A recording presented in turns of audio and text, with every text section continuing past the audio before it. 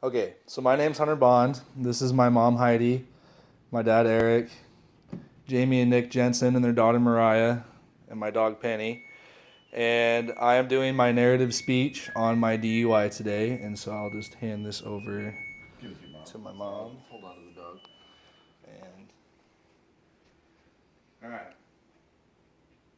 In my entire life, I never dreamed I'd be guilty of a DUI. Ever since I was a little kid, I worshipped the men and women that protected the state of Nebraska from dangerous drivers and criminals that broke the laws of the state. And ironically, I even still want to be a police officer. And even when I was breaking those laws myself, I thought, I'll never get caught, or even if I'm a little over the limit, the cop will let me off or take me home. Come to find out, the night of December 9th, 2018, this was not the case.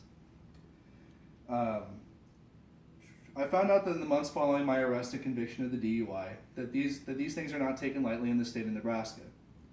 DUI recipients, even after the initial arrest, are subject to financial and emotional burdens that can haunt them for quite a long time. And even when the legal side of things are over, your nightmare is not quite over yet.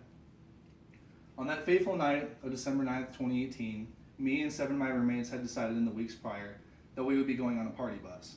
Since most of us were under the age of 21, we had decided to pregame in our quad since we would not be able to go into the bars. After our pregame festivities were over, we had decided to take the short drive from the quad to the field house where the party bus was waiting for us. When we had arrived, there was nothing short of laughter and a good time. Shots and beer were being passed around. People were dancing and conversing with one another and having a great time. This all went on for a couple of hours until the party bus dropped us off at the field house at the end of the night, and everybody went home to do their own things, all besides one person, one of my roommates. One of my roommates had asked if I would take him to another party that night. I responded by telling him that we were both intoxicated and that it would be a bad idea for us to be out driving that night, since cops were more than likely out looking for people like us.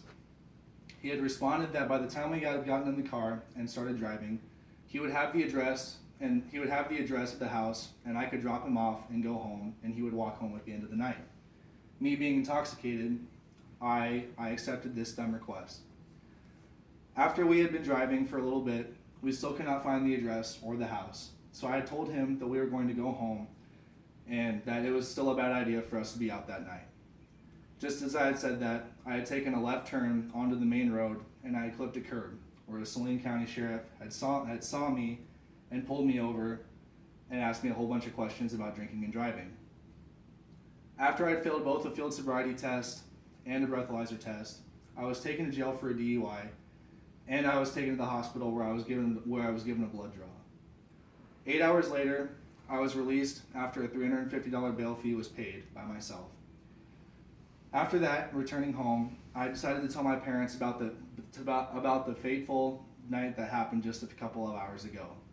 My parents were not really mad at me, but more extremely let down at the fact that I had gotten a DUI, especially because they had preached for most of my life that a DUI could bring me nothing but chaos, and boy were they right. Financially, my lawyer alone to retain was $2,000. My fine for the DUI conviction was around $500. My tow fee was $250. Probation fees were another $250, along with other expenses that I can't remember, all totaling up to around $4,000. This does not include my rising insurance fees, which will stick with me for about another 4 years, and the gas money to get to and from probation on a weekly basis. Along with that, I had to struggle with the fact that I had let my peers and my parents down for getting such a DUI, since a lot of people had looked up to me previously. This had sent me into a spiraling state of depression and self-hate. I struggled to leave my room, and I would sleep at odd hours of the day, only to leave sometimes to go to the bathroom, go to the gym, or to go to work. Now, looking back at all this, I had to figure out a way that I could take this horrible experience and use it in a good way to educate people about the dangers of a DUI, and I decided to use it in this speech. Getting a DUI at such a young age can put you in an emotional and financial strain, and can send you into a spiraling state of depression and self-hate. Dealing with a DUI was one of the most traumatic experiences of my entire life. I could never imagine that me, a future law enforcement officer, would get caught drinking and driving. This experience caused me and my family massive amounts of financial strain, along with sending me through a short period of depression and self-hate. If I had one wish, it would be to go back to that fateful night on December 9th, 2018, and tell that idiotic drunk college kid to put his keys back in his pocket and take the short walk home with the rest of his friends. One night of drinking and driving can ruin your life for a short period of time, leaving you broke, with a criminal record, and being an emotional wreck. Learn from me.